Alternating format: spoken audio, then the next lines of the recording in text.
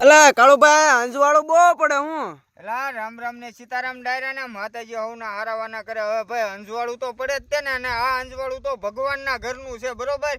અને વધારેમાં વધારે તમે કહેતા છો કાળુભાઈ ખડમાં અને કઈ જગ્યા એવી છે તમે બેઠા કેમ ફોક્સ લઈને?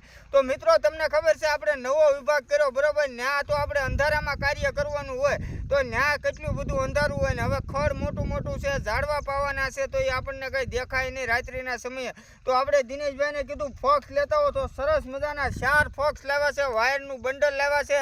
આપણે લોદરીઓ મગાવ્યો તો એ લાંબો કરી અને નવો વિભાગમાં પાણી પોગાડી દીધું છે. હવે પાણી પોગાડ્યા પછી આપણે વાળવું હોય તો આપણને કંઈક હુજવું તો જોઈએ ને, તો એના માટે સરસ મજાના ફોક્સ લાવ્યા છે. રૂપિયા 7000 આપ્યા છે અને ગેરંટી વાળાની વસ્તુ પણ એક નંબર છે. તો ભાઈ તમને મોજ આવતી હોય અને અમારી જીવદયા ટીમ ઢૂંઢસરના સ્થળ ઉપર અંજવાળા થાય એ તમને ગમતું હોય તો તમારે કાંઈ કરવાનું નથી. તમારે અમારું જય બજરંગી ફેસબુક પેજ તેમજ ઇન્સ્ટાગ્રામ આઈડી આપણી જીવદયા ટીમ ઢૂંઢસર, અને આ વિડીયો પાછા એનો પણ બનાવશું જ્યારે ચાલુ થઈ જાય રાત્રિના સમયે અમે પાણી વાળતા હશું અને સેવા કરતા હશું ને, ત્યારે પાછા વિડીયો મૂકશું. અને તમને બધાને ખબર છે ભાઈ આ અમારું ઘર નથી, કોઈ વસ્તુ અમારી છે નહીં, પણ એક જગ્યા ઉપર આપણે અબોલ પક્ષીઓ માટે વૃક્ષ મોટા કરવાની મહેનત છે.